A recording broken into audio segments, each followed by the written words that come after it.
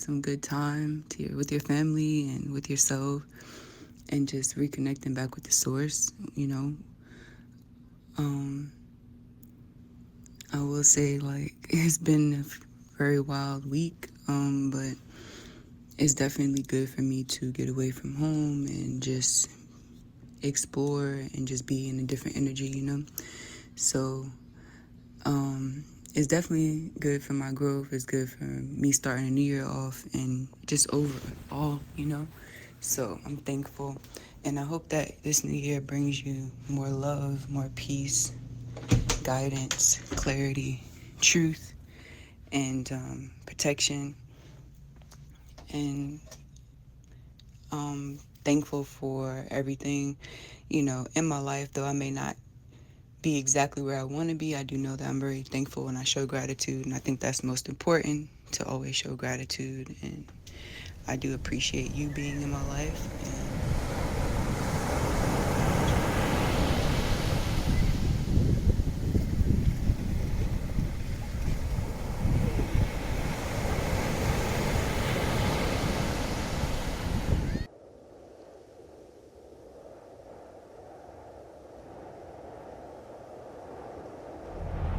All that shit in the background is the rain.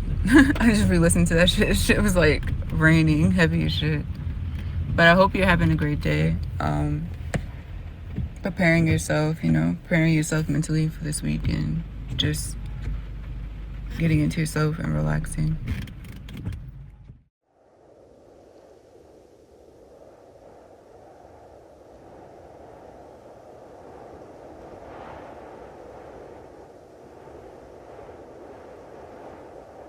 Yeah, so something that I'm realizing is that in the past, have been very negligent of my purpose and just toying with being alive on Earth. And, there's that younger part of me, like the late adolescent, early teens part of me that's like, I just don't want to have any responsibility. I just want to go out and have fun. And it's like, there's nothing wrong with that. But when you're gifted with a purpose,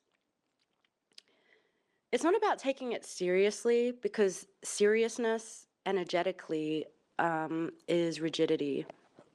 But it's more like just knowing who you are and moving from that place. But with joy and with levity, because once again, that seriousness is what really makes things sticky. Like one of the first energetic tips that I learned from like my old teacher was that um, the best way to move energy around is through levity, through laughter.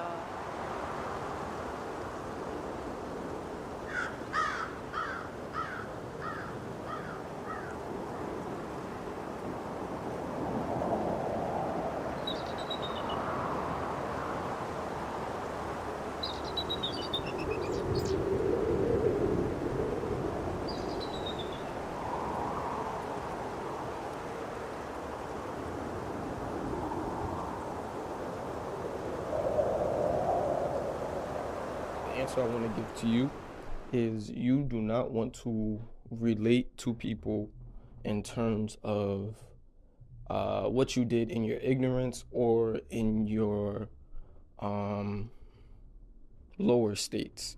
That's not where you want to relate.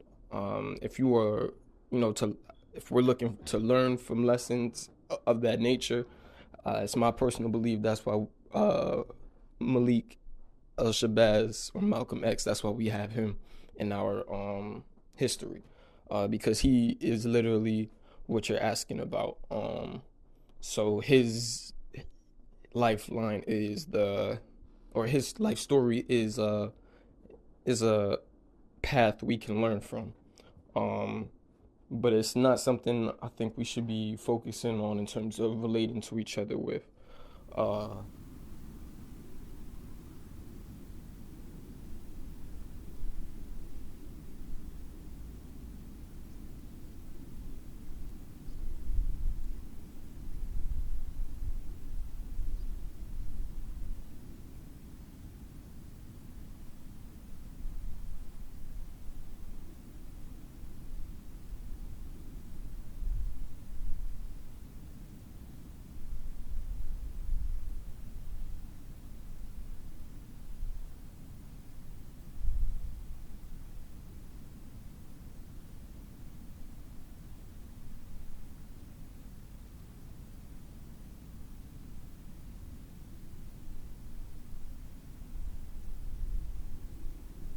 give you this.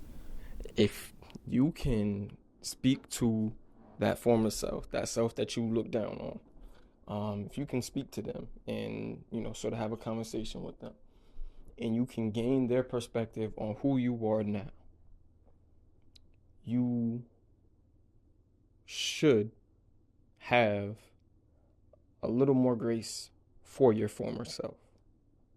You should have a little more grace, because you'll either you'll either appreciate who you've become, or that former self will look down on this person. And so, we have to get to the point, like we were talking about earlier. um Allah guides who he wills. He hardens the hearts of who he wills. So if in the past we was those ones with the hardened heart, we gotta have grace for those people. Those are the people we really should be praying for, because nothing we could do could turn them around. That's they on God's time, not ours. Um, so you know, who would how would the old you see the you today? And having that dialogue repeatedly, because there's plenty of past versions of ourselves, plenty of future versions of ourselves.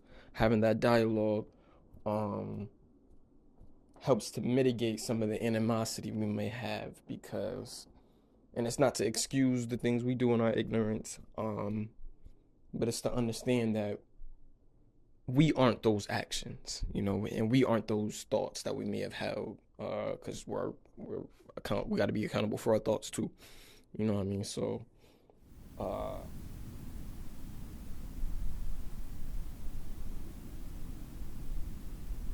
And I saw your message, but I wanted to wait and send a voice note instead. But I definitely understand. I understand everything that you're saying. Healing is not an easy journey, so the fact that you're trying to take action with that, I commend you. I hope whatever path that God has you on, He makes it a little bit easier for you for sure. Correct me if I'm wrong, but you're